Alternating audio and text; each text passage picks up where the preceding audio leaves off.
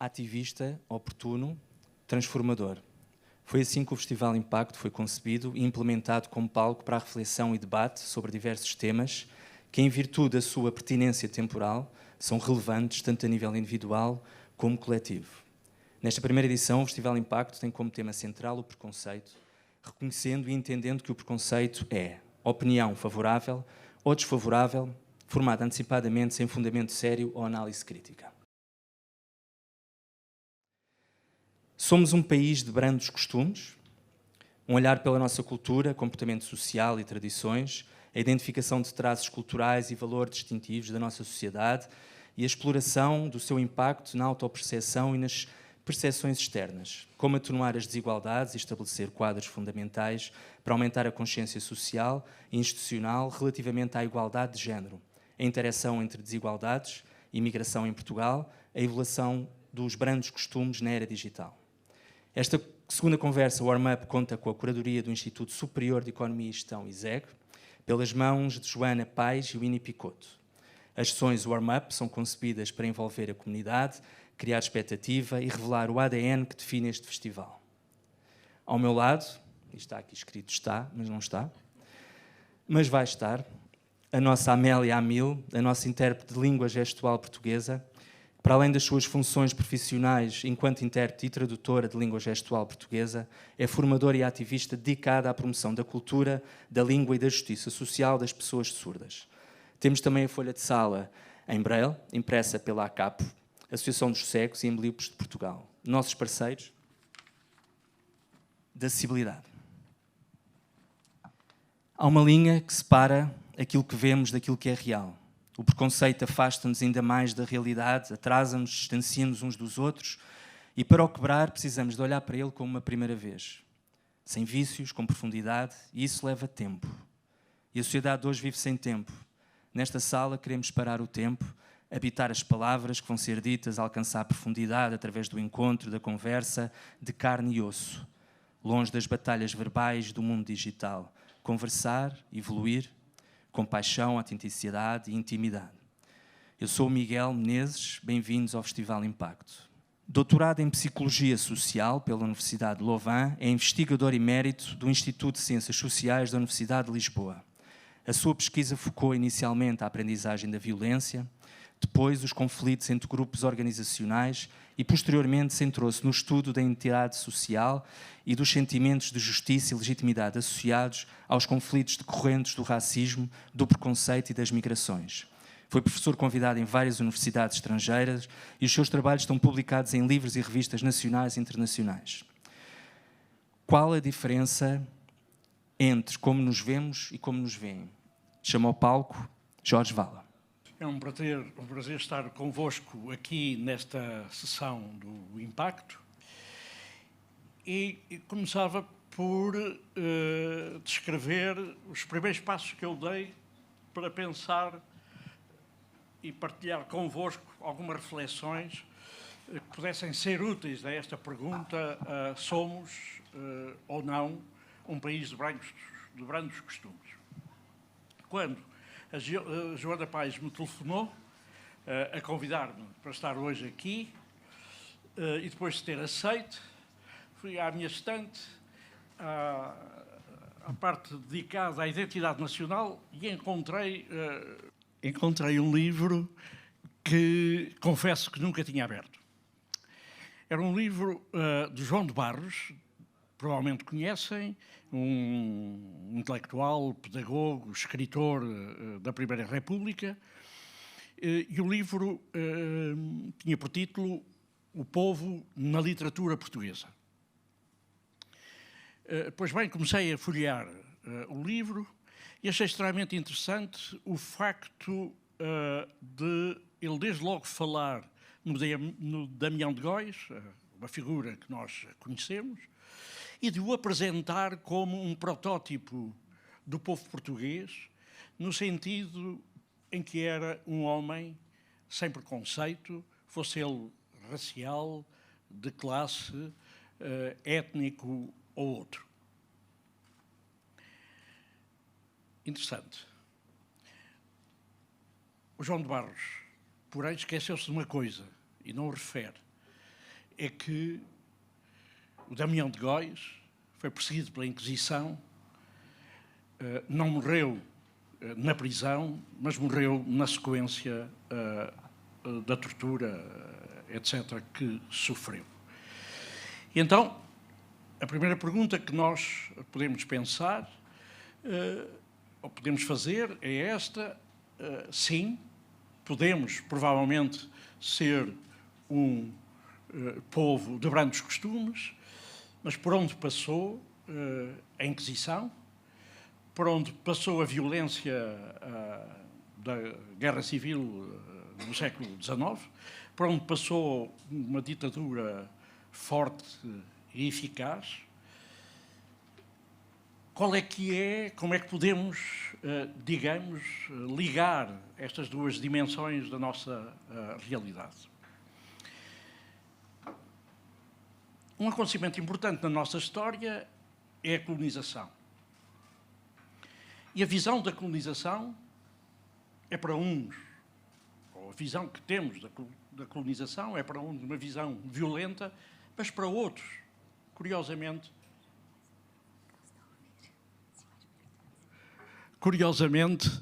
uma visão de uma colonização cordial.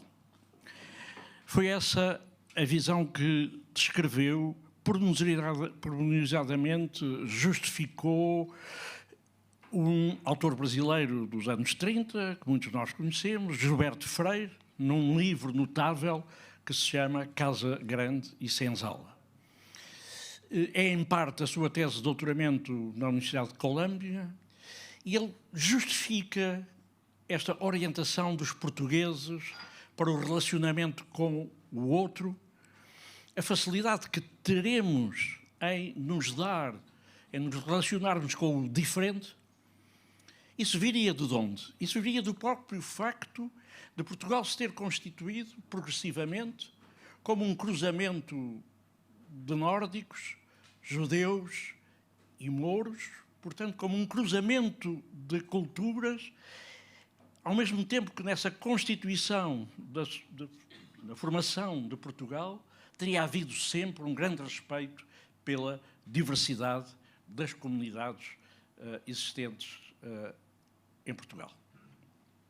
Será assim?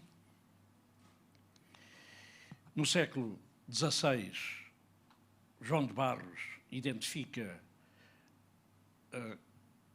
Damião de Góis como um personagem, um protótipo do homem português, um homem sem preconceitos. Uns séculos depois, faz-se este retrato da colonização portuguesa e de Portugal e do povo português, o retrato feito por Gilberto Freire, e como nos vemos hoje e como é que outros nos veem hoje. Então fui buscar uma pesquisa feita, isto é importante, antes da crise internacional financeira de 2008-2014. E o que encontramos aqui é uma pesquisa feita junto de estudantes universitários de 15 países europeus. Não se trata, portanto, de amostras representativas, mas amostras de conveniência, que juntou universitários desses 15 países. E o que é que encontramos? Encontramos um cluster, não sei se assim será mais fácil, encontramos ali um cluster à vossa esquerda, onde está Portugal, a Grécia, a Espanha, a Itália, países do Sul e também a Irlanda. Todos estes países se veem como países cordiais, calorosos. Isto quer dizer simpáticos, capazes de compreenderem os outros, agradáveis, amigáveis. São estes os adjetivos que eram usados neste estudo sobre os estereótipos. É também curioso que os portugueses, que estão ali em itálico, se veem ligeiramente mais calorosos, bem como os espanhóis, ainda mais, do que os outros nos veem, mas é muito claro que portugueses, gregos, espanhóis e italianos fazem parte daquele cluster. O interesse deste estudo é que contrapõe a ideia de caloroso, de bons costumes, a uma outra dimensão fundamental na avaliação das pessoas, dos grupos e das nações, que é a competência aqui no eixo horizontal. A competência envolve que aspectos? As capacidades, o esforço, o êxito, o sucesso. E o que é que encontramos? Um cluster de países que claramente se definem e são definidos pelos outros como correspondendo bem ao protótipo desse estereótipo, a competência. Depois, no meio, temos um conjunto de países mais altos em competência do que no estereótipo caloroso, se encontram, portanto, ali no meio.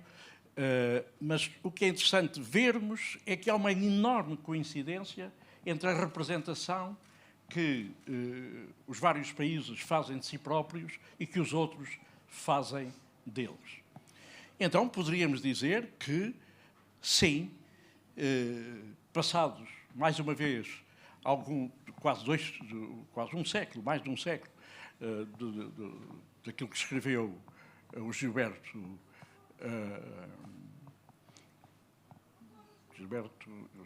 Freire,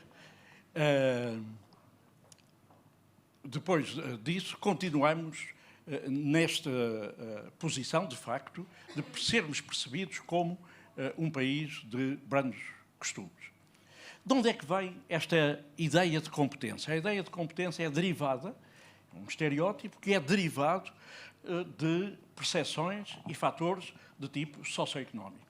É da riqueza que se infere a competência das pessoas que, teoricamente, conseguiram criar essa riqueza. E de onde é que vem a percepção de que se trata de um povo caloroso, simpático, agradável? Vem da capacidade, da imagem, da ideia que se tem que os povos que estão naquele cluster têm capacidade, têm mostrado, ou pelo menos a nível perceptivo, maior capacidade de cooperação positiva do que de competição e capacidade de não impedirem os outros de utilizarem recursos necessários. Então, nós podemos dizer que, sim, temos como estereótipo o facto de sermos um país caloroso e de brandos costumes, que esse estereótipo serve a nossa autoestima, de tal forma que nos colocamos até um bocadinho acima daquilo que nos é atribuído nesse estereótipo pelos outros povos. E isso é tão importante para nós quando nos é difícil de aceder a um posicionamento positivo na outra dimensão estereotípica que é a competência. De onde há aqui uma dimensão de positividade no que toca à autoestima, uma dimensão de compensação no que toca ao estereótipo concorrente do estereótipo de caloroso, que é o estereótipo de competência, mas há uma função mais importante, do meu ponto de vista, que é a função de justificação.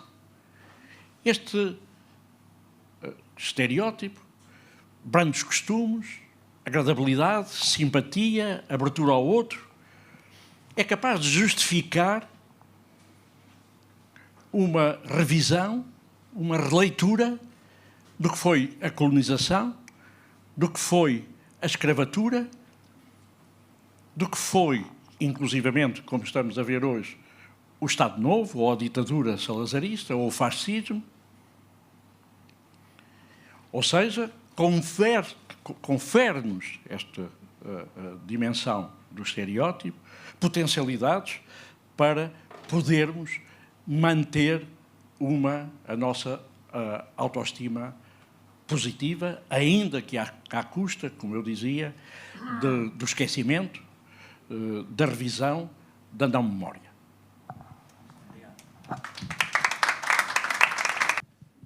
É professora associada com agregação do ISEGO Lisboa, investigadora do Advanced Centro de Investigação Avançada do ISEGO Lisboa, do Consórcio em Ciências Sociais e Gestão.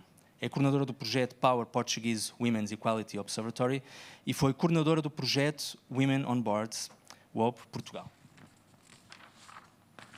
Tem um PhD em Gestão Financeira pela Imperial College Business School, London, UK.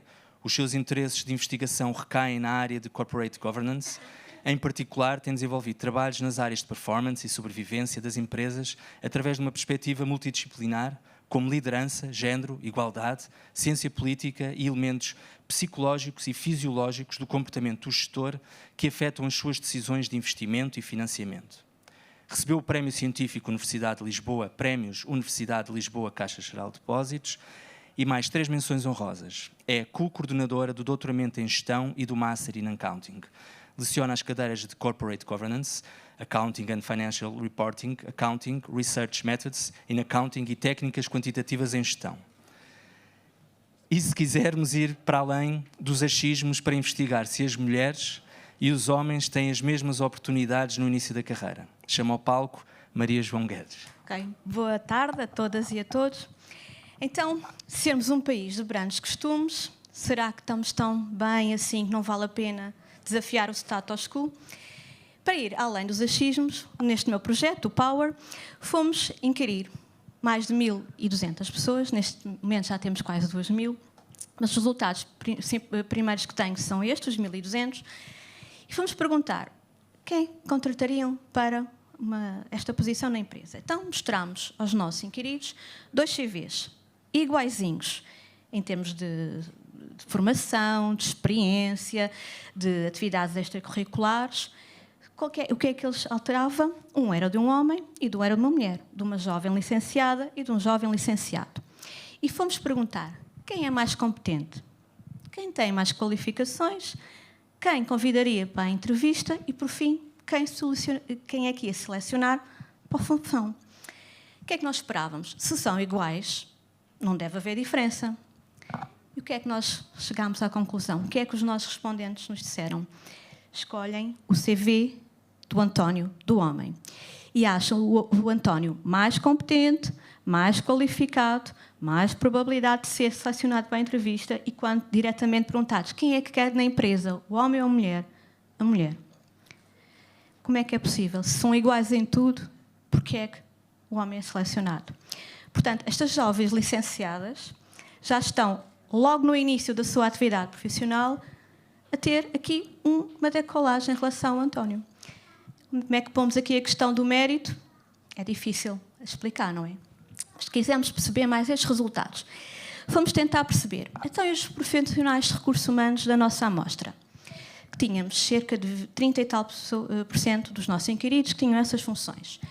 Aqui as notícias são um pouco mais animadoras. Os profissionais de recursos humanos não fazem distinção.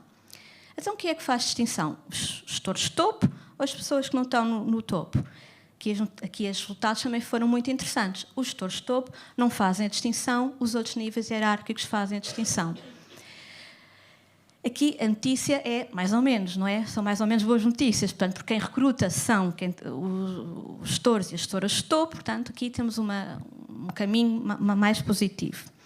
Então, o que é que faz aqui a distinção? Então, fomos desagregar os resultados. Os homens avaliar o CV dos homens e das mulheres e as mulheres avaliar os CVs dos homens e das mulheres. E aqui a surpresa foi ainda maior. Os homens avaliam de igual modo homem e mulher, as mulheres avaliam os homens de um modo muito superior às mulheres. Portanto, são as mulheres que estão a criar entraves elas próprias. Acham-se menos qualificadas, menos capazes e têm menos chances de ser contratadas. Então, que país é este que nós estamos a dar às nossas jovens? Fomos também perceber isto. Então, fomos perguntar o que é preciso um líder? E quais são as características? E se estas características são típicas do homem ou da mulher? para aqui tentar provar os estereótipos, se ainda existem, se não existem. Então, as mulheres consideraram-se colaborativas, atenciosas e meigas. Os homens consideraram-se assertivos, de confiança e competentes. Bem, mas nós não queremos líderes atenciosos, nós não queremos líderes colaborativos, nós não queremos líderes que sejam capazes de prestar atenção aos seus subordinados. Porque é que a característica do líder tem que ser assertividade e confiança apenas? Mas são estas características que ainda foram evidenciadas. E depois, ainda de um modo mais surpreendente, quando perguntamos quem é que tem características inatas de liderança, os 2 cheques responderam os homens. Ou seja, estamos aqui a perpetuar estes estereótipos que as mulheres não têm aquilo que é necessário para chegar ao topo. E isto vem desde das jovens que estão a acabar a faculdade. Então vamos também perguntar, nesse mesmo inquérito, então o que é que está a impedir as mulheres de chegar ao topo? E sem surpresas, 2 fatores. Qual é que acham que foi o principal? A maternidade, não é? E foi confirmado, que é pelos homens, que é pelas mulheres, que é a maternidade que impede as mulheres de terem aspirações de carreira ou de evoluírem tão rápido como os homens. A segunda questão que teve diferenças em relação a homens e mulheres foi as barreiras que as mulheres percepcionam que vão ter devido ao seu género. Ou seja, as mulheres acham que, mesmo não estando no mercado de trabalho, vão enfrentar barreiras por serem mulheres. E isto é de algum modo, indicador que, se talvez as políticas públicas devam ser direcionadas não para o topo, como a lei que temos, a Lei 62 de 2017, que obriga a uma representação equilibrada de homens e mulheres no topo das empresas, se bem que apenas 0,03% das empresas em Portugal está abrangida pela lei, mas isso depois é outra conversa, isso é o tópico de outra conversa, aqui é a lei das cotas. Mas talvez as políticas também devem ser dirigidas para as jovens que estão em níveis de escolaridade que não a faculdade, porque quando chegam à faculdade isto já é difícil mudar, esta percepção. E eu todos os anos pergunto às minhas alunas e aos meus alunos, então, quem é que gostaria de estar no topo de uma empresa? Poucos põem a mão no ar, o que é estranho, ainda por cima porque eu estou a dar a disciplina de Corporate Governance, portanto é dedicado para quem quer para estar a gerir as empresas, mas quem põe a mão no ar são sempre os rapazes. As raparigas não metem. E eu pergunto, então, mas porquê? Porque não há oportunidades, porque é difícil, Então, um dos meus objetivos, que eu tenho proposto a mim própria, é acabar com os As e dar-lhes ferramentas para poderem ter aspirações iguais, terem motivação igual. Então, como é que é possível tratar aqui destas questões? Uma das questões que tem sido, das entrevistas que tenho feito aos homens e mulheres no topo, que disseram que é importante, é a visibilidade. É dizerem, eu estou aqui, eu quero. Quem não quer, muito bem, mas quem quer tem que chegar à frente, tem que mostrar que é capaz e que quer chegar. Porque a questão aqui nem é dizer que as mulheres não têm competência, é achar que não estão disponíveis. Então, mas será que os resultados também se passariam se, em vez de estarmos a entrevistar pessoas que estão no mercado de trabalho, fôssemos entrevistar os alunos? Então, eu fui também fazer um estudo com os alunos da minha faculdade, do ISEG. Entrevistei quase 200 alunos e fui fazer as mesmas perguntas. Então, estão aqui 2 CVs, iguaizinhos, um homem e uma mulher. Quem é que escolheriam? Quem é mais competente? Quem é mais qualificado? E as respostas foram iguais aos crescidos. Ou seja, os jovens que ainda estão na faculdade também antecipam que os homens têm mais competência, os homens vão ser selecionados para as posições. E também foi igual quando disseram que a maternidade vai ser um impedimento de progressão na carreira e que vão ter que enfrentar barreiras devido ao género. Então, é evidente que isto dura há muitos anos e que não estão a ser feitas as ações necessárias para mudar aqui o pensamento das nossas jovens e dos nossos jovens. Então, o que é que nós podemos fazer para melhorar esta questão? A quem é que nós devemos dirigir as nossas ações? Se calhar vamos começar logo desde pequeninos, não é? Por exemplo, nós não devemos mostrar livros, atividades para meninos e atividades para meninas. quando as atividades para meninos são cheias de aventuras e labirintos difíceis, e as atividades para meninas são muito simples e são sempre ir a correr atrás da coroa ou do vestido de princesa. Portanto, os livros devem ter as princesas, os príncipes, os piratas, os robôs, tudo. Devemos dizer às meninas que ir para a matemática não é nada de estranho. Aos meninos que ir para a sociologia não é nada de estranho. Dizer às meninas que, se tiverem vontade, vão jogar futebol. Aos meninos, se tiverem vontade, vão para o balé. Não criar logo estereótipos de géneros desde muito cedo. Porque senão nós vamos nunca ter mulheres suficientes no pipeline para poderem ascender aos cargos de topo. E depois, o que é que nós vemos atualmente em Portugal? Há, de facto, um equilíbrio numérico nas empresas que são abrangidas pela lei. Têm 33%, que é exatamente o limiar da lei, portanto, as empresas não foram além daquilo que estabelece a lei. E depois, o equilíbrio é apenas numérico, porque depois, em termos de substância, o que é que nós vemos? São as mesmas mulheres que estão em várias empresas, a desempenhar as mesmas funções, e depois são muito parecidas em termos de idade, formação e background. Portanto, esta política que visava promover a diversidade veio apenas promover o fenómeno da homofilia. As mulheres e os homens são, afinal, muito parecidos e não uma verdadeira diversidade no topo das empresas. Qual é que vai ser agora os passos futuros do meu estudo? Temos que sugerir como mudar isto. Já provámos que existe esta ideia que homens e mulheres não vão ter as mesmas oportunidades, então como ajudar a promover a autoconfiança das mulheres, a dar-lhes visibilidade, mostrar que são capazes. E existem, então, muitas maneiras possíveis, como, por exemplo, a mentoria, por homens e mulheres a homens e mulheres, o desenvolvimento de competências em áreas-chave, como em networking, em comunicação. É muito difícil uma mulher, quando há um evento, chegar-se à frente. Sempre que eu organizo um evento e tenho oradoras e oradores, quando convido uma mulher, quase sempre recebo a resposta: eu não sei se sou bem especialista nisso, não sei. Os homens dizem: sim, quando? Oferecem almoço? O que é que vão oferecer? Ou seja, a disponibilidade é diferente para os eventos. O estar à frente e chegar-se à frente também é diferente. Portanto, dar à mulher capacidade de empoderar-se e de ser capaz de chegar à frente. E depois, as próprias escolas, não é? As escolas também têm que ser capazes de, nos recreios, não estar as meninas de um lado e os meninos no outro. Os meninos a jogar futebol e as meninas a fugir das bolas, não é? Portanto, tem que haver aqui uma formação desde pequenino. O que é que eu tenho registado positivo nos últimos anos? Quando é a altura do Natal e metem aqueles catálogos lá nos nossos correios com os brinquedos, não é? Que eu tenho que esconder dos meus filhos, senão eles metem as cruzinhas que querem os brinquedos todos. O que é que eu vi há uns anos atrás? Os meninos brincavam com os robôs, com os legos, com as atividades outdoor. E as meninas tinham sempre os ferros de engomar, não é?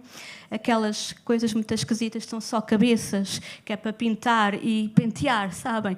As meninas lá estavam a pentear e a maquilhar uma cabeça, a empurrar carrinhos, não é? A mudar a fralda. Ou seja, até a maneira de brincar é logo diferente destes pequeninos. O Lidl, imaginem, o Lidl, cuja função não é vender brinquedos, não é? Foi um dos primeiros a ter catálogos onde tem um carrinho com bebés a ser empurrado por um menino e para a menina. Uma estação de ferramentas onde tinha um menino e uma menina ali a parafusar as coisas e a martelar umas coisas. Depois, se quiserem, quando forem grandes, martelar, martelam. Se quiserem empurrar os carrinhos, empurram. Mas, ao menos, logo desde pequeninos, podem perceber que é importante martelar, é importante empurrar carrinhos, é importante serem felizes naquilo que são as suas escolhas e que não sintam que a sociedade está logo ali a maniatar e a impedir que sejam aquilo que gostariam de ser. Então é isso que eu gostaria de deixar hoje convosco.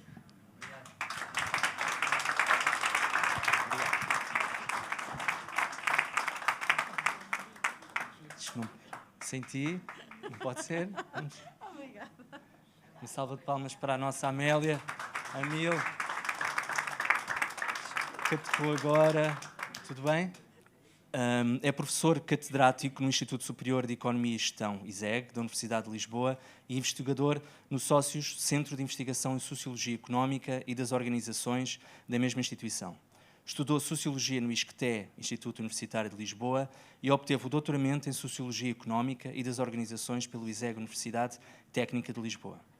As suas principais áreas de investigação são as migrações internacionais, demografia e sociologia económica. É autor de vários livros e artigos publicados em revistas nacionais e internacionais. De que forma a tradição imigratória multissecular influencia os brandos costumes? Chama ao palco João Peixoto. Boa tarde. Vou também ficar em pé. Eu quero começar por dizer que percebi que tenho aqui uma característica masculina, que é o seguinte: eu não percebo nada deste assunto, eu não sou especialista disto. Eu, de facto, nunca estudei os brandos costumes. Mas pensei, quando me fizeram o simpático convite, porque é que não hei de aceitar? Hei de dizer, não me oferecem almoços. Mas aceitei. É verdade, tudo isto é verdade. Eu, de facto, nunca estudei brandos costumes. Não, o meu tema de trabalho são todas as migrações internacionais, a imigração, brandos costumes, zero. Mas aceitei o convite, obrigado pelo convite, agradeço à Joana Paz, ao Vini Picotto, ao ISEG, o convite para estar aqui. Naturalmente, aquilo que eu pensei, o que é que eu posso dizer? Estudo migrações internacionais, tenho que falar sobre brandos costumes. Bom, inventei uma teoria, e o que vos vou apresentar foi a teoria que eu inventei. Vou começar com 2 factos, que todos conhecem, e depois vou tentar explicar os factos pela teoria, que é para isso que as teorias servem. Nós inventamos teorias para tentar perceber coisas estranhas na realidade. Primeiro facto, há um conjunto de características que o nosso país tem que aparentemente faria com que isto fosse um dos piores países do mundo e da Europa para viver, que são as desigualdades sociais. Nós somos um dos países mais desiguais da Europa, escandalosamente desiguais comparados com a média dos países europeus. Às vezes somos conhecidos pelo Brasil da Europa porque temos também os nossos condomínios fechados, temos desigualdades de rendimento imensas, o fosso entre ricos e pobres está cada vez mais longe de se atenuar, o salário médio, mediano, mínimo vão descendo e os salários altos vão subindo, os níveis de pobreza são escandalosos para um país europeu, andamos de eleição em eleição a tentar resolver este problema e os problemas não mais se resolvem. De vez em quando aparecem uns partidos de protesto, pronto, o que significa que às vezes zangamos, mas temos zangado pouco. Temos desigualdades sociais imensas, desigualdades de rendimentos extraordinárias, pobreza enorme. É muito difícil a uma criança que venha de um meio pobre chegar a CEO. Por exemplo, não são só os meninos que têm problemas a chegar a CEOs. Quem venha de meios sociais com desvantagens, a probabilidade de serem alguém na vida é muito baixa. Isto ocorre geração após geração. As elites reproduzem-se e vamos tendo as mesmas elites ao longo de décadas, os pobres reproduzem-se, alguns emigram, e já irei à questão das migrações. Temos outro tipo de desigualdades. Eu estava à espera que o professor Jorge Bala falasse do assunto, não falou, mas nós temos desigualdades raciais e étnicas fortes, camufladas, enfim, inventamos desculpas para nós próprios, mas desigualdades sociais abundam. Isto é, devíamos ter mais protesto, devíamos ter mais partidos de protesto. Às vezes o que surpreende é como é que só agora, no 10 de março, é que tivemos partidos a protestar muito, quer dizer, sempre houve. Mas desta vez os partidos que protestam mais alto. Pronto, que é uma coisa que se esperaria de um país que aparentemente não funciona. Portanto, a questão é como é que temos estado calados tantos anos. Este é o primeiro facto. Segundo facto, migrações. Portugal, que é um país tranquilo, sereno, brando, é um dos países com maiores movimentos migratórios do mundo. E não estou a falar de pessoas que entram, estou a falar de pessoas que saem. O número de portugueses que têm saído nos últimos anos, em proporção da população portuguesa, é quase um recorde mundial. Nós, em termos percentuais, temos níveis, somos o país mais emigratório de saídas da Europa, em termos percentuais.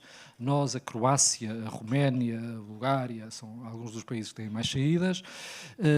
Tivemos aquele pico gigantesco de saídas nos anos 60 e 70, a Espanha esteve connosco, a Itália esteve connosco, mas enquanto que Espanha e Itália deixaram de ter tantas saídas, nós continuamos. Pronto, e sabemos que, sobretudo depois dos anos da Troika, os números de saídas têm disparado. Há bem pouco tempo havia um estudo feito, já não sei por quem, que dizia que os jovens portugueses qualificados têm níveis de saída brutais. Pronto, pelos vistos, nós não sabemos se eles estão zangados, mas saem. Pronto, Os factos são estes. Primeiro, o nível de desigualdades brutal e, de segundo, níveis de saídas imensas. Qual é a teoria? A teoria foi encontrá-la num economista mais ou menos esquecido dos anos 70. Curiosamente, não é muito conhecido da economia dominante, é mais conhecido da economia política, da sociologia económica. É um economista dos anos 60, 70, que escreveu um livro, que é um livro muito interessante, que tenta explicar coisas tão diversas como os problemas económicos das empresas, o divórcio, a imigração, sei lá mais o quê, os problemas dos partidos políticos, os partidos políticos de protesto. O título do livro dele, isto em inglês, quem conhece isto, diz lá qualquer coisa, é o Exit, Voice and Loyalty. Saídas, protesto, voz e lealdade. A teoria dele é que nós oscilamos sempre entre a saída e o protesto, o exit e a voice, porque são maneiras de responder a problemas. Quando um país tem problemas, quando uma empresa tem problemas, quando uma organização tem problemas, há duas hipóteses. Uma, protestarmos, outra, sair. Nós, no português corrente, mas também em muitas outras línguas, nós às vezes falamos de que as pessoas votam com os pés. Muitas vezes, em vez de votarmos em partidos de protesto, nós protestamos saindo. A prática portuguesa tem sido muito o de protestar saindo. Saímos, deixamos de protestar, deixamos de exercer o direito à voice, o direito à voz, mas acabamos por mostrar que alguma coisa não está bem. Nos últimos séculos, nas últimas décadas em Portugal, o número de saídas que permanentemente temos tido provam que isto não está bem. Se nós continuamos a sair, isto não está bem. Mas não temos protestado muito. Curiosamente, porque é que mesmo assim se mantém algum protesto? Eu diria que, enfim, não me quero meter com ninguém, mas eu diria que é o lado bom do dia 10 de março, das últimas eleições que tivemos aqui. É que mantém-se, as pessoas não estão a sair todas, quer dizer, e quando saem não esquecem o país. E quem fica quer melhorar o país em vez de realmente querer sair. O que é que, apesar da saída, mantém o protesto? A lealdade. O terceiro termo do livro dele. O que é interessante na nação portuguesa, talvez pelos cruzamentos que falava aqui o professor Jorge Vala, talvez por ser um país muito litoral, onde a população portuguesa sempre circulou ao longo da costa, nós nunca tivemos aqui muitas barreiras à circulação, portanto somos um país onde temos uma identidade coesa, pequenos problemas regionais. A verdade é que a lealdade ao país é grande. Nós gostamos do nosso país, quer os que ficam, quer os que saem. E é o gostar do país que faz com que continuamos a querer exercer o nosso protesto. E é engraçado que mesmo as pessoas que estão fora continuam a vir a Portugal, continuam a protestar. Algumas vieram de propósito para votar em partidos de protesto, que é uma coisa simpática, vir de propósito de França para chegar aqui e votar num partido de protesto. É bom. Eu não estou a dizer que é bom o partido A ou o partido B, mas é bom. É bom, significa que há lealdade ao país. Esta lealdade dá-nos alguma esperança. Isto é, à partida não é um país de onde todos sairemos e onde o último a sair fecha a luz. É um partido onde se mantém a vontade de mudar as coisas. Uns saem, mas não deixam o país sozinho. Os que ficam também não desistem de protestar. Esperemos que um dia o protesto dê resultado e que o país melhore. Era isto. Muito obrigado. Dedica-se à consultoria em inclusão digital e ética em IA na International Institute of Water Management, impulsionada pela convicção de que a tecnologia deve ser usada de forma ética e inclusiva. Com mestrado em Ciências Empresariais pelo ISEG, focada em sistemas de informação e cursos de liderança pela nova School of Business and Economics e epistemologia pela Universidade de Oxford, construiu uma carreira que cruza inovação e responsabilidade social. Iniciou no mundo da música na Valentim de Carvalho, transitando para a tecnologia, onde se tornou diretora de operações e sócia da Dare Data Engineering e também colaborou como vice-presidente para a Lisbon Data Science Academy. Vive segundo o princípio de ser gentil, preferindo a simplicidade dos ténis, simbolizando uma abordagem prática e terra a terra. Hoje dedica-se a criar um futuro digital mais inclusivo, ético e equitativo para todos. Da língua aos likes, reimaginar os brandos costumes na era digital. Chama ao palco Carolina Iglesias Martins. Olá, boa tarde a todos. Antes de mais, eu queria dizer duas coisas. Uma delas é que é ótimo ser a última, porque tive o privilégio de ouvir os restantes colegas e aprender com eles e refletir sobre como cada uma das participações também entra aqui no que eu quero partilhar. E depois também queria agradecer efetivamente à equipa de produção por trazer a Amélia. Acertei. Porque isto significa inclusão e termos em consideração aquilo que são as necessidades específicas, e permitir que possamos todos estar juntos naquilo que é o diálogo.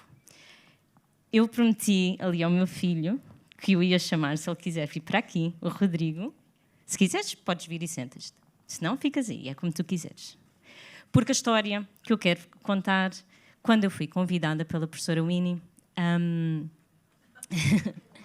quando eu fui convidada pela professora Winnie, aí também adotei assim uma postura masculina, que foi, vamos nessa, depois vemos o que é que acontece. E comecei a pensar um bocadinho no que é que faria sentido conversar. E lembrei-me de uma conversa que eu tive ali com o meu filho, Rodrigo, um dia, ao pequeno almoço, em que ele me diz assim... O Rodrigo gosta muito de História e de Geografia, tem 9 anos, mas gosta muito de História e de Geografia. E ele disse-me assim, mãe, eu não gosto do Brasil. E aquilo apanhou aquelas coisas completamente random, não é? 9 da manhã, eu não gosto do Brasil. Mas... Então, Rodrigo, porquê? E ele diz-me, porque eles estão a roubar a nossa língua. E eu fiquei assim meio espantada, porque ainda por cima pensei e disse-lhe, então, mas Rodrigo, tu vês os vídeos no YouTube todos em português do Brasil? Agora não gostas do Brasil? E foi muito interessante porque tivemos uma conversa interessante e eu lembrei-me de que quando nós falamos em brandos costumes, esta questão que o Rodrigo colocou, sendo ele um jovem, acho que é normal, da idade, mas questionamos esta questão de qual é que é o nosso direito de propriedade sobre as coisas que consideramos serem mais nossas, não é? E comecei a pensar então no conceito de brandos costumes e pensei que, por vezes, os brandos costumes, na minha humilde opinião, são confundidos com alguma passividade. Porque o brandos costumes é, como o professor estava a dizer, somos um povo afável, respeitamos a diferença.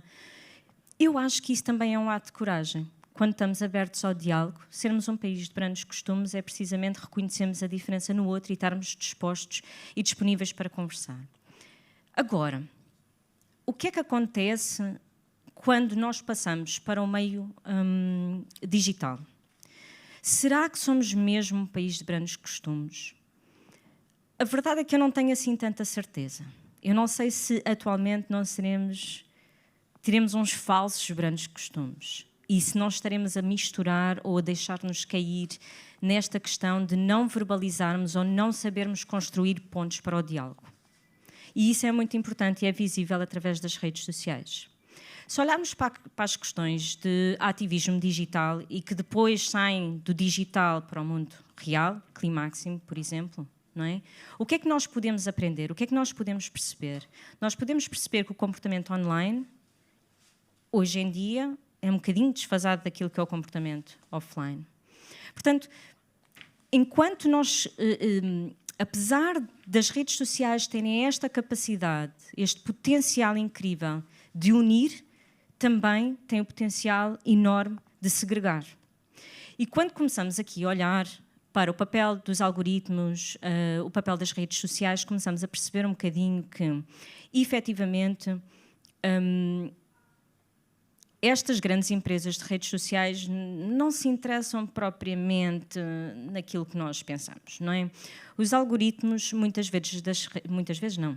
Os algoritmos das redes sociais são algoritmos que são opacos, não é? Portanto, nós não sabemos exatamente como é que eles funcionam, mas eles têm uma função específica, que é optimizar o nosso tempo, ou seja, optimizar a nossa interação e a nossa permanência nas redes sociais. Por isso é que elas são aditivas. E como é que elas fazem isto? Por um lado, podem analisar o nosso comportamento de uma forma passiva, ou seja, quanto tempo é que nós ficamos a olhar para um determinado post, para um determinado vídeo, mesmo se não interagimos com o conteúdo, ou tomam em consideração a forma que nós interagimos com o conteúdo. E a partir daí, quanto mais tempo nós despendemos numa publicação ou interagimos, o algoritmo vai aprendendo e vai decidindo o que é que nos vai mostrar. E a verdade é que é aqui que começa uma grande radicalização do conteúdo que nos aparece. O conteúdo que nos aparece nas nossas redes sociais não é democrático, não é? Ele leva-nos para caminhos radicalizados, fomentam aquilo que são as nossas crenças, não é? E, quando fomentam aquilo que são as nossas crenças, também fecham-nos naquilo que são as nossas bolhas ideológicas. E, a partir daí, começa todo o ciclo da discriminação, do preconceito.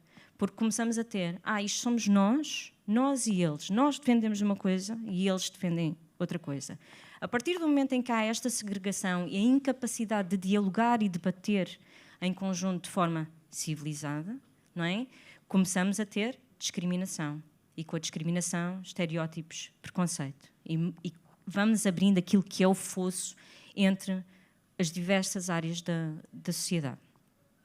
Então, pensando outra vez na questão dos brandos costumes e vendo o que aconteceu no 10 de março, concordo que é uma questão de protesto, mas esta ideia de como é que nós vamos manter este aspecto que é inerente...